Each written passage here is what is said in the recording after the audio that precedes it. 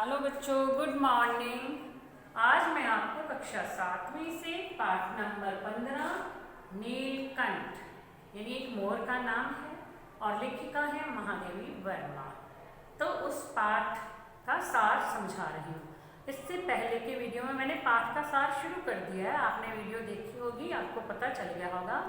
तो उसमें हमने जो है उस पाठ के 2 पेज यानी कि आधा पाठ तो हमने जो है वो समझ लिया है। तो उसमें बताया गया था कि कैसे महादेवी वर्मा अपने चिड़ियाघर में बहुत से जानवरों को रखती है, छोटे छोटे पक्षियों को रखती है, और कैसे वो एक दुकान से मोर और मोरनी दोनों के 2 छोटे छोटे बच्चे लेकर के आती है, और कैसे वो बड़े हो जाते हैं। उसका नाम जो है, मोर का नाम क्योंकि गर्दन नीली थी उसका नाम नीलकंठ रखा जाता है। मोरनी हमेशा मोर के साथ रहती थी, उसकी छाया बन के उसके साथ रहती थी, इसलिए उसका नाम राधा रखा गया था। तो इस तरह से मतलब जो मोर था, कब वो चिड़ियाघर में सभी जो प्राणी थे, सभी जो जानवर थे, छोटे छोटे जीव जंतु थे, उनका नेता बन गया, ये महादेवी जी को पता ही नहीं चला। अब वो क्या करता था, लीडर बन के सबके आगे आगे चलता था, पीछे सब पक्षी जो थे वो चलते थे और वहाँ पहुँचते जहाँ पर दाना डाला जाता था, वहाँ पर वो उनकी रक्षा भी करता था। यदि कोई शैतानी करते थे, थोड़ी बहुत परेशानी खड़ी करते थे, तो उन्हें अपने चोंच से प्रहार करके उन्हें सजा भी देता था। तो अब हम इससे आगे पढ़ते हैं। तो बच्चों अपनी पुस्तक को खोल के ही बैठोगे। खरगोश के छोटे बच्चों को वह चोंच से उनके कान पकड़ करके ऊपर उठा लेता था। मतलब जो छोटे छोटे खरगोश के बच्चे थे ना, उनके कान को अपनी चोंच से पकड़ लेता था और चोंच से पकड़ के ऐसे ऊपर उठा लेता था। और जब तक वे आर्त क्रंदन न करने लगते, उन्हें अधर में लटकाए रखता था। अब आर्त क्रंदन का मतलब क्या है बच्चों? आर्त क्रंदन यानी कि दर्द भरी आवाज। अब कान से ऐसे ऊपर उठाएगा तो वो उन छोटे छोटे बच्चों को दर्द तो होगा ही ना। तो जब वो दुख भरी आवाज यानी वो बोलने नहीं लगते थे, दुख से नहीं बोलते थे, तब तक उन्हें अधर में लटकाए रखता था, यानी कि जमीन से ऐसे ऊपर उठा के रखता था, नीचे जमीन पे नहीं रखता था। कभी कभी उसकी पैनी चोट से खरगोश के बच्चों का कर्णवेध संस्कार हो जाता था। कर्णवेध यानी कानों को वेदना, जो कानों में छेद करते हैं ना, जब वो अपनी चोंच से उन खरगोश के बच्चों को ऊपर उठाता था तो वो चोंच जो है उससे वो छेद हो जाता था कान में, कई बार ऐसा भी हो जाता था, इसलिए कर्णवेध संस्कार कहा गया है। पर वे फिर उसे क्रोधित होने का अवसर न देते थे। जब ऐसा हो जाता था ना, एक बार यदि उन बच्चों को ऊपर उठा लिया है चोंच से पकड़ करके, तो वो उन्हें कष्ट पहुंचता था, और फिर वो ऐसा कभी परेशान नहीं करते थे कि दोबारा उन्हें पकड़ करके ऊपर उठाए। दंड विधान के समान ही उन जीव जंतुओं के प्रति उसका प्रेम भी असाधारण था, यानी उनसे वे बहुत प्रेम भी करता था। इसीलिए यदि कोई गड़बड़ करते थे तो उन्हें दंड भी देता था। वह मिट्टी में पंख फैलाकर बैठ जाता, वे सब उसकी लंबी पूंछ और सघन पंखों में छुआछुएल सा खेल करते थे। जब वो मिट्टी में बैठ जाता था पंखों को फैला करके, तो जो छोटे छोटे जीव जंतु थे वो उन पंखों से खेलते थे। ऐसे ही किसी स्थिति में एक सांप जाली के भीतर घुस आया। एक दिन क्या हुआ, एक सांप जो है उस जाली में चला गया। सब जीव जंतु भागकर इधर उधर छिप गए, सांप से डर गए सारे और इधर उधर छिप गए। केवल एक शिशु खरगोश सांप की पकड़ में आ गया, यानी शिशु बच्चा, खरगोश का एक बच्चा वो सांप की पकड़ में आ गया। सांप ने उसका आधा पिछला शरीर तो मुंह में दबा रखा था और शेष आधा शरीर बाहर था। आधा तो सांप के मुंह के अंदर था, आधा बाहर था। उसके चींची का स्वर इतना तीव्र नहीं निकल सकता था कि स्पष्ट सुनाई दे सके। मतलब वो खरगोश का जो बच्चा सांप के मुंह में था ना आधा, तो वो चींची बोल रहा था, लेकिन उसकी आवाज़ बहुत धीमी थी, तो सबको स्पष्ट सुनाई नहीं दे रही थी। नीलकंठ जो था वो अपने झूले में सो रहा था। उसी के चौकन्ने कानों ने उसके मंद स्वर के, उसके धीमे स्वर के दुख को भी समझ लिया, और वह पूंछ पंख समेट कर एक झपट्टे से नीचे आ गया। उसे पता चल गया कि खरगोश जो है परेशान है, यानी वो दुखी है, वो जल्दी से नीचे आ गया अपने झूले से। और अपनी सहज चेतना से इसने समझ लिया कि सांप के फन पर चोंच मारने से खरगोश भी घायल हो सकता है। यदि अब सांप के मुंह में है खरगोश का बच्चा, उस पर मारेगा चोंच, तो इससे खरगोश भी घायल हो सकता है। तो उसने सांप को फन के पास पंजों से पहले तो दबाया, फिर फन पर चोंच मारने, फिर इतने प्रहार किए फन पर, इतनी चोंच से अपनी इतने प्रहार किए कि वह अधमरा हो गया। अब जैसे ही मतलब वो थोड़ा सा ऐसे हुआ परेशान, उसके चोंच से प्रहार किए तो उसे कष्ट हुआ, दुख हुआ ना, तब वो अधमरा सा हो गया, तो उसकी पकड़ ढीली पड़ गई, और पकड़ ढीली पड़ी तो जो खरगोश का बच्चा था वो मुख से निकल गया, परंतु वो निश्चेष्ट सा वहाँ पड़ा रहा, यानी वो भी एक तरह से बेहोश सा हो गया था, कोई भी चेष्टा नहीं कर रहा था। राधा ने सहायता देने की आवश्यकता नहीं समझी, परंतु अपनी मंद केका से किसी असामान्य घटना की सूचना सब और प्रसारित कर दी। राधा जो थी ना, वो उसके पास नहीं आई, उसने सोचा भी मैं वहाँ जाऊँगी तो पता नहीं कैसा होगा, मैं वहाँ नहीं जाती हूँ, लेकिन उसने अपनी आवाज़ से बोलना शुरू कर दिया, केका से कहते हैं मंद केका, उसने अपनी आवाज़ से सभी को जो है सूचना दे दी, बता दिया आवाज़ करके।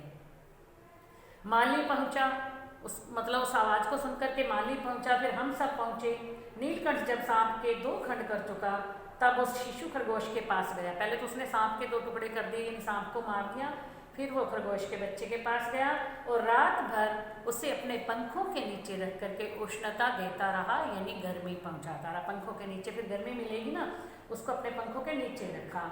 कार्तिकेय ने अपने युद्ध वाहन के लिए मयूर को क्यों चुना? अब ये कहते ना, शिव और पार्वती के जो 2 बेटे, एक तो गणेश हैं, गणेश का वाहन जो था चूहा था, और कार्तिकेय ने अपना वाहन मोर चुना था, तो इसलिए कहा उन्होंने युद्ध वाहन के लिए मोर क्यों चुना, यह उस पक्षी का रूप और स्वभाव देकर के समझ में आ जाता है। मयूर कला प्रिय वीर पक्षी है, वो कला से प्रेम करने वाला है, वीर है, हिंसक मात्र नहीं है, केवल हिंसा ही नहीं करता है, इसी से उसे बाज, चील आदि की श्रेणी में नहीं रखा जा सकता, जिनका जीवन ही क्रूर कर्म करना है। बाज और चील जो है ना, वो पक्षियों को वो मार मार करके खा जाते हैं, मांस खाते हैं, मांसाहारी जीव हैं, तो उनका जीवन ही क्रूर कर्म है, यानी उनका जो कर्म है वो काम ही ऐसे क्रूर करते हैं, तो मोर को उस श्रेणी में नहीं रखा गया है। नीलकंठ में उसकी जातिगत विशेषताएं तो थी ही, उसका मानवीकरण भी हो गया था। मेघों की सावली छाया में अपने इंद्रधनुष के गुच्छों जैसे पंखों को मंडलाकार बनाकर जब वह नाचता था तो उसके नृत्य में एक सहज लय ताल रहता था। जैसे ही आकाश में बादल छाते थे तो मोर जो है अपने पंखों को फैलाकर कैसे गोल घेरा बना लेता था और फिर नाचना शुरू कर देता था। आगे पीछे दाहिने बाएं क्रम में घूमकर वह किसी अलक्ष्य संपट ठहर जाता था, मतलब नाचता कभी आगे कभी। अब आप ना कई बार आपने मोबाइल में जो है ना व्हाट्सएप पे वीडियो वगैरह आते हैं तो उसमें मोर नाचते हुए दिखाई देते हैं, है ना। कई बार हम वो जो है गुड मॉर्निंग के लिए वो दिया हुआ है, कई बार कोई और गाना चला के तो मोर नाचता है, कैसे वो आगे पीछे घूमता है अपने पंखों को फैला करके, तो आपने देखा भी होगा, कईयों ने रियल में भी देखे होंगे बच्चों ने, तो पता होगा कि मोर जो है कैसे नाचते। जब आकाश में बादल छा जाते हैं तो बूंदाबांदी होने लगती है तो मोर बड़ा खुश हो जाता है और वो नाचना शुरू कर देता है। राधा जो है नीलकंठ के समान नहीं नाच सकती थी, परंतु उसकी गति में भी एक छंद रहता था। कई बार ये होता है, अब नीलकंठ की मोर तो अच्छी तरह बहुत अच्छा नाचता है लेकिन मोरनी नहीं नाच पाती थी, लेकिन फिर भी उसका साथ जरूर देती थी। अब आपने देखा है कई बार कुछ मतलब ऐसे गाने चलते हैं जिन्हें नाचना आता है, वो व्यक्ति तो बहुत अच्छी तरह से सुंदर डांस करते हैं, जिन्हें नहीं आता तो वो भी उनका साथ तो दे ही देते हैं, वो भी नृत्य कर लेते हैं। तो उसी तरह से राधा करती थी। वह नृत्य मगर नीलकंठ की दाहिनी ओर के पंख को छूती हुई बाईं ओर निकल जाती थी। एक ओर से पंख को ऐसे जाती भाग के ऐसे जाती थी, दूसरी ओर से निकल जाती थी और बाएं पंख को स्पर्श कर दाहिनी ओर। इस प्रकार उसकी परिक्रमा में भी एक पूरक ताल परिचय मिलता था, यानी वो भी ताल और लय के साथ ही नृत्य कर लेते थे। नीलकंठ ने कैसे समझ लिया कि उसका नृत्य मुझे बहुत भाता है, वह तो नहीं बताया जा सकता, परंतु अचानक एक दिन वह मेरे जाली घर के पास पहुंचते ही अपने झूले से उतरकर नीचे आ गया और पंखों का सतरंगी मंडलाकार यानी गोलाकार छाता तान कर नृत्य की भंगिमा में खड़ा हो गया, नृत्य की मुद्रा में खड़ा हो गया। अपने पंखों को गोल फैला करके नृत्य की मुद्रा में खड़ा हो गया। तब से यह नृत्य भंगिमा नृत्य क्रम बन गई। तब से लेकर मतलब ऐसा नृत्य करना, उस तरह से आकर के अपने पंखों को मंडलाकार यानी गोलाकार में फैला करके नृत्य की मुद्रा में खड़े हो जाना रोज का काम बन गया था। प्राय मेरे साथ कोई ना कोई देशी विदेशी अतिथि पहुंच जाता था तो नीलकंठ की मुद्रा को अपने प्रति सम्मान पूर्वक समझकर विस्मयाभिभूत हो उठता था। जब कोई महादेवी वर्मा के साथ कोई विदेशी व्यक्ति या कोई भी व्यक्ति आता था तो नीलकंठ वैसे ही अपने पंखों को फैला करके नृत्य की मुद्रा में खड़ा हो जाता था। वे लोग ऐसा समझते थे कि ये हमारा आदर सत्कार करने के लिए ऐसा कर रहा है। तो ये बहुत बड़े आश्चर्यचकित हो जाते थे। कई विदेशी महिलाओं ने उसे परफेक्ट जेंटलमैन की उपाधि दे डाली थी। किससे? नीलकंठ को। जिस नुकीली पैनी चोंच से वह भयंकर विषधर को खंड खंड कर सकता था, यानी एक भयंकर सांप को मार सकता था, उसी से मेरी हथेली पर रखे हुए चने को वो धीरे धीरे उठा उठा करके खाता था। और तब यह देख करके मुझे हंसी भी आती थी और बड़ा आश्चर्य भी होता था। फलों के वृक्षों से अधिक उसे पुष्पित और पल्लवित वृक्ष भाते थे। यानी वो उसे पुष्पित, जब फूल पेड़ों पे फूल लग जाते थे ना, तब वो उसे पेड़ों वाले अच्छे लगते थे। वसंत में जब आम के वृक्ष सुनहरी मंजरियों से लद जाते थे, यानी आम के पेड़ों पर सुनहरी मंजरियाँ छोटे छोटे फूल से खिल आते थे, अशोक नए लाल पल्लवों से ढक जाता था, तब जाली घर में वह इतना अस्थिर उठता था कि उसे बाहर छोड़ देना पड़ता था। ऐसे जब इस मौसम, उस वैसे मौसम में वो घर के अंदर रहना पसंद नहीं करता था और उसे बाहर छोड़ देना पड़ता था। नीलकंठ और राधा, इनकी सबसे प्रिय वस्तु वर्षा थी, क्योंकि मोर को और मोरनी को वर्षा ऋतु से बहुत प्रेम है। वर्षा ऋतु बहुत अच्छी लगती है। मेघों के उमड़ आने से पहले वे हवा में उसकी सजलाहट पा लेते थे। मोर को पहले ही पता चल जाता, हवा आती थी ना, हवा चलती है तो उसमें पता चल जाता था कि ये सजल हवा, यानी अब जो है बरसात होगी, जल से भरी हुई ये हवा जो है वो वैसी आ रही है, तो वो पहले ही पता चल जाता था।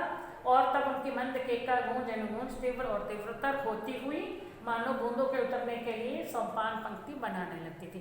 और तब वो आवाज़ जो है, अपनी आवाज़ तेज तेज तेज तेज निकालना शुरू कर देते थे कि अब जो है आकाश में बादल छा जाएंगे और बरसात हो जाएगी। मेघ के गर्जन के ताल पर ही उसके तन में नृत्य का आरंभ होता था। जैसे जैसे बादल गरजते थे, बादलों की गड़गड़ाहट के साथ वे भी नृत्य करने लगते थे।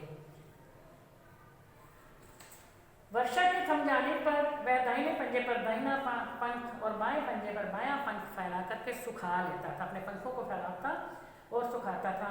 कभी कभी दोनों एक दूसरे के पंखों से टपकने वाली जो बूंदें होती थी उनको पी पी कर पंखों का गीलापन दूर करते रहते। इस आनंदोत्सव की रागिनी में बेमेल स्वर कैसे बज उठा, वह भी एक करुण कथा है। यानी दोनों मोर और मोरनी कितने खुश रहते थे, लेकिन इनके इस जीवन में कैसे वो जीवन दुख से भर गया, इसका पता ही नहीं चला।